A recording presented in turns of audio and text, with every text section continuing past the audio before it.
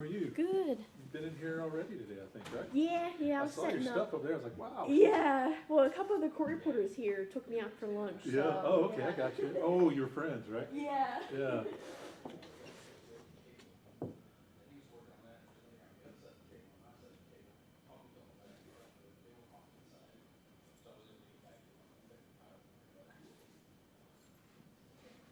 All right.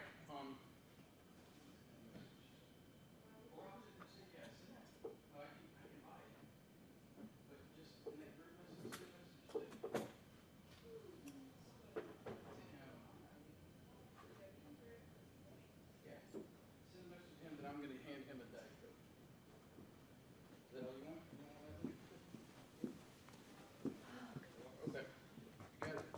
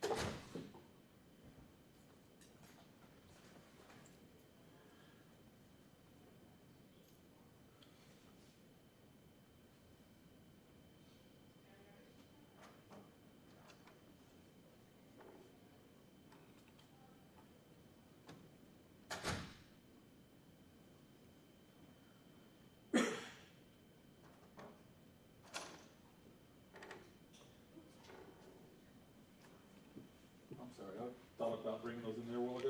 Oh, it's okay.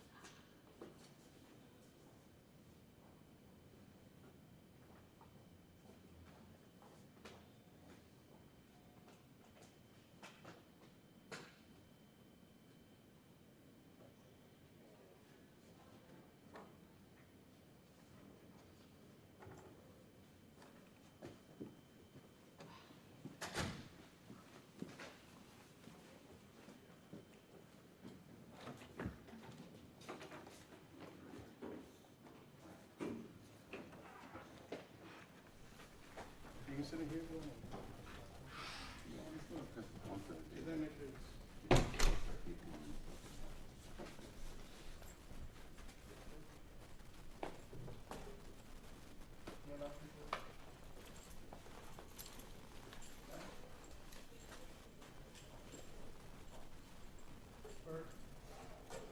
Can they go into the kitchen?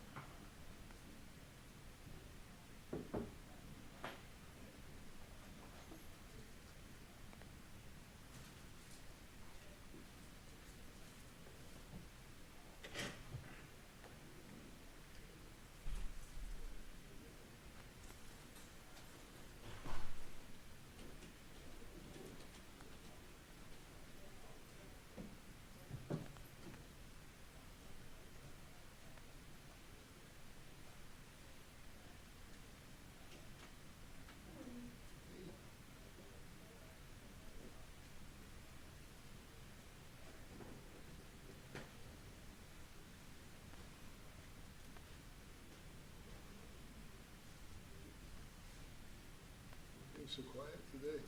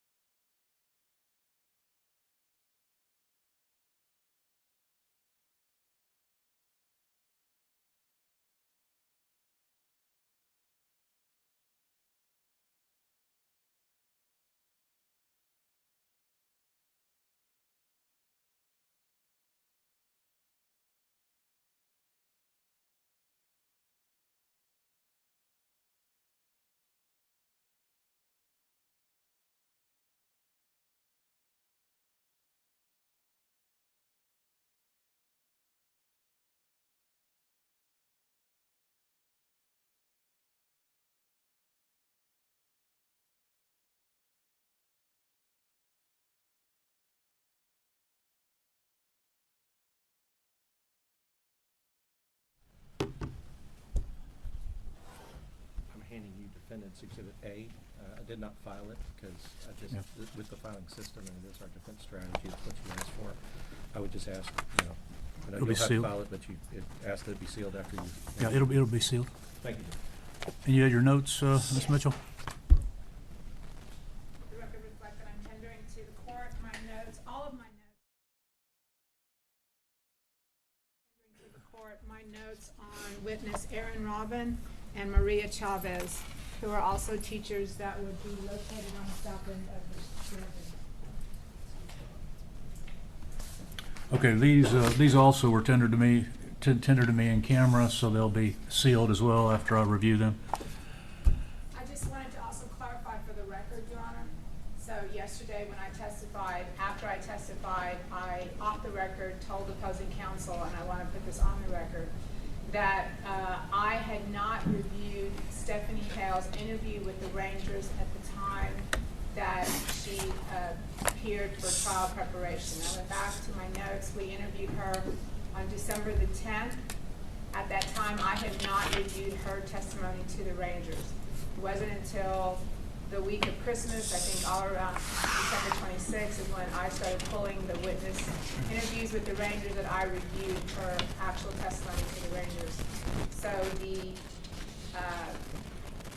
position that I should have had an epiphany on December the 10th when we interviewed her in anticipation of trial is misplaced, and I just wanted to make sure that that was on the record to clarify. Yes, Your Honor, and our position on that would have been the epiphany should have occurred on the 26th when she reviewed it. Okay.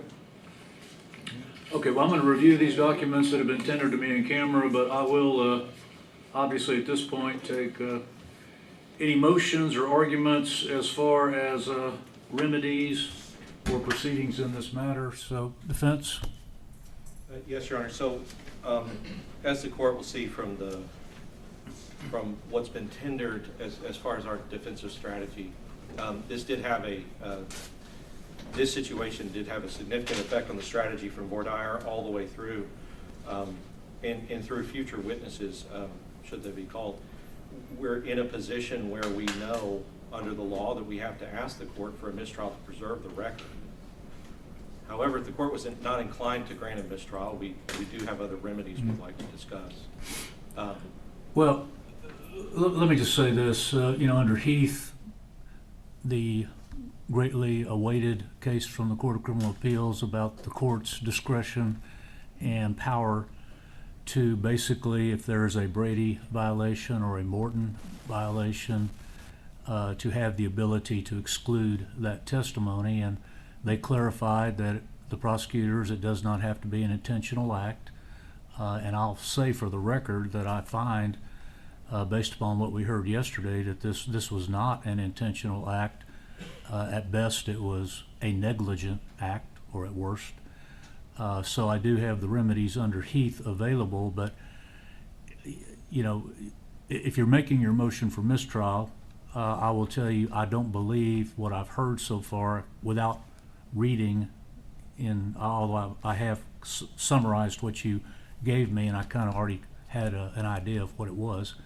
So I guess my question is, since we talked about yesterday, the three things that were complained about was the puffing, her seeing the dirt being puffed up. Number two, identifying or saying that she saw the individual for the first time, and the location.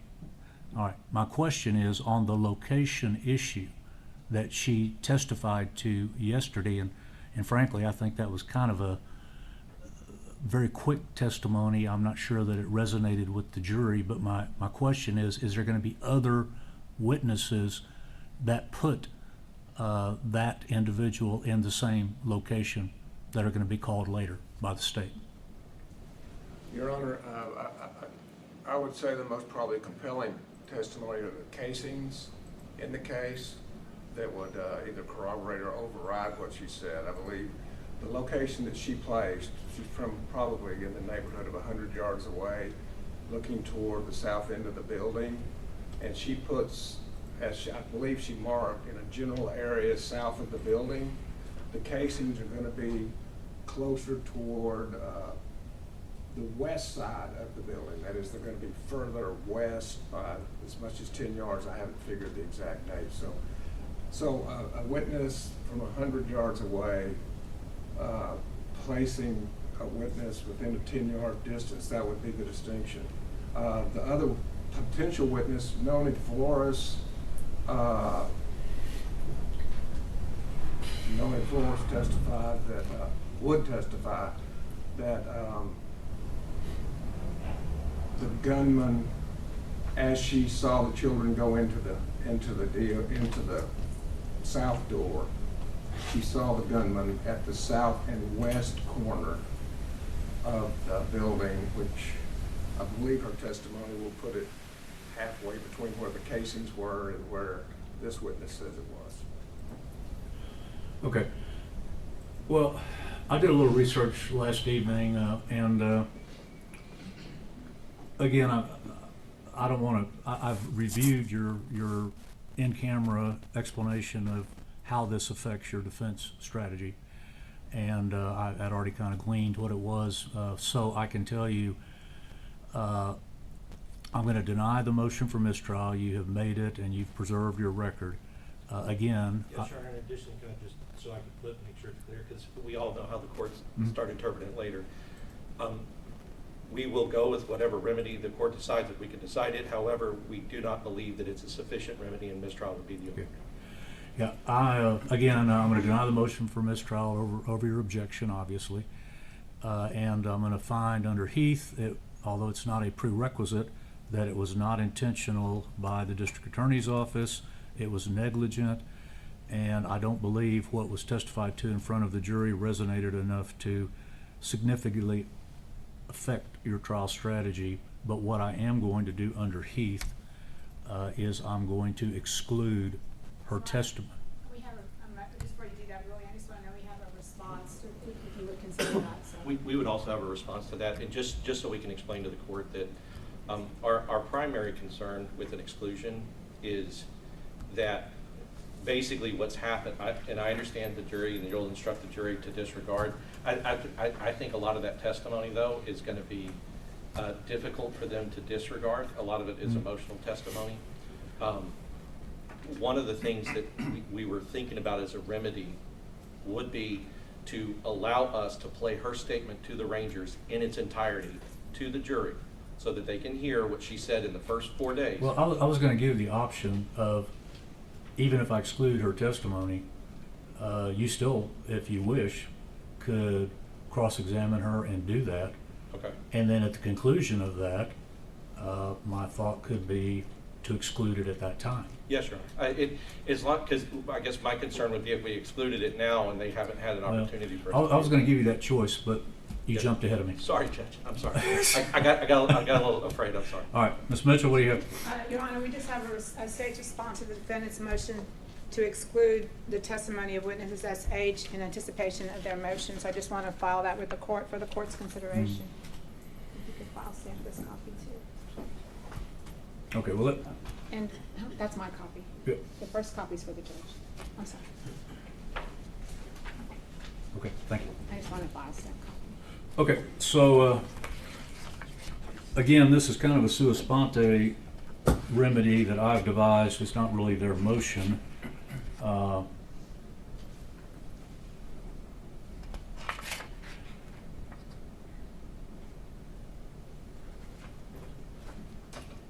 Did you file a written? Did you file something? No. Okay. This is just anticipation of an oral motion to Okay. exclude, Your Honor. Okay. So,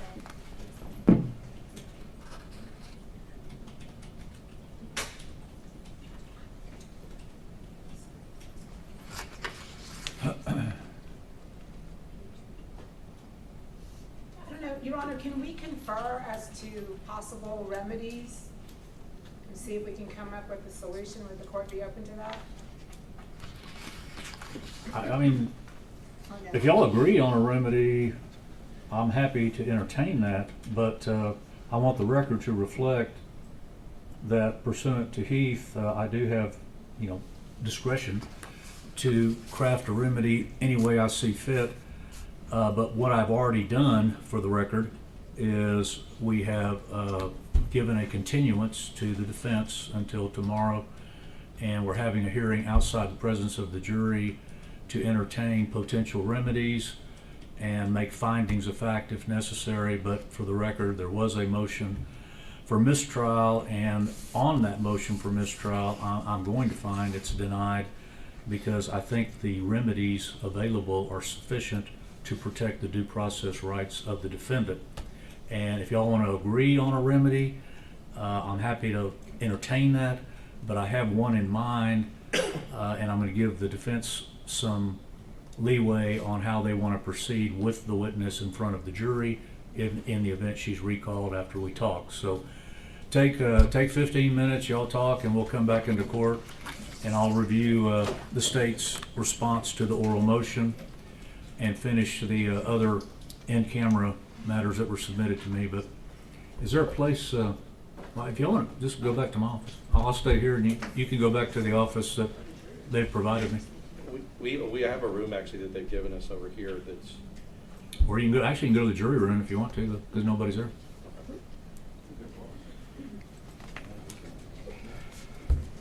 But I'm assuming that contemplates conferring that everybody goes, the state joins you.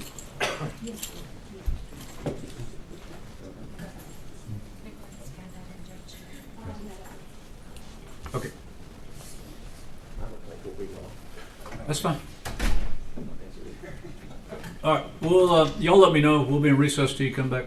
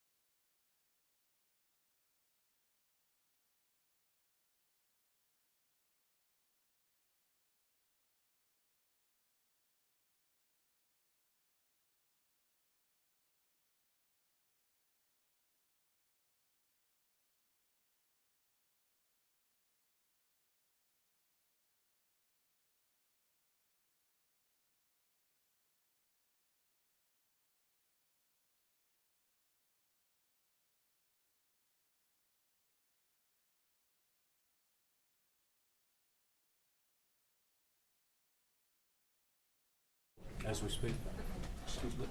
You're welcome to verify the clerk is sealing those documents as we speak. Thank you. The,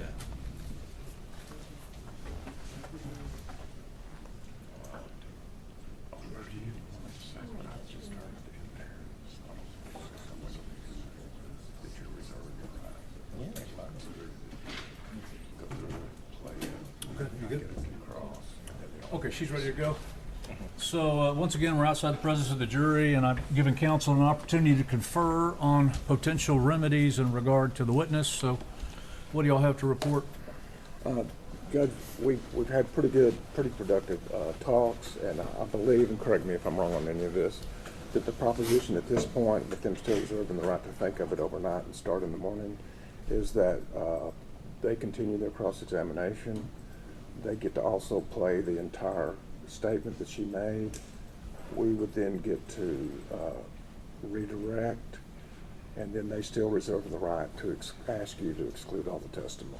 And Yeah. that part we feel comfortable. Yes, Judge, and under the idea that we want to unring the bell first before there's an instruction to exclude it, because and have them exclude it all in its entirety, which is fine. But we would like to be able to unring that bell and then make that decision. Depending on how that cross-examination goes, we might not ask to exclude her, because there are some things that she says that we're just trying to evaluate her testimony after it is to see, on balance, is it more beneficial to our case or is it not? Like, you know, after we've unrang the bell. But if we determine on balance that it's less beneficial, we would still like to have the Heath remedy for the late disclosure. Well, for the record, I'm offering it right now. I'm offering the Heath remedy to exclude her testimony immediately. But if y'all want an opportunity to try this, if both sides agree, I'm happy to, implement that agreement. Yes, Your Honor. What we believe is ultimately we believe we're asking the court to exclude. The only issue is that we just want to be able to unring the bell first. All right. Is the idea. And I know I told her, but she knows she's supposed to be here at 9 o'clock tomorrow. Okay.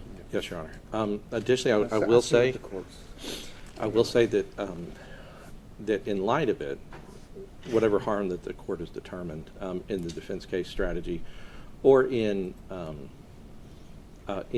emotional impact, we would add that, and we do believe that under our 403 motion and motion in limine under the autopsy photos and the like, that it would start to, that the court should add that in the 403 balance.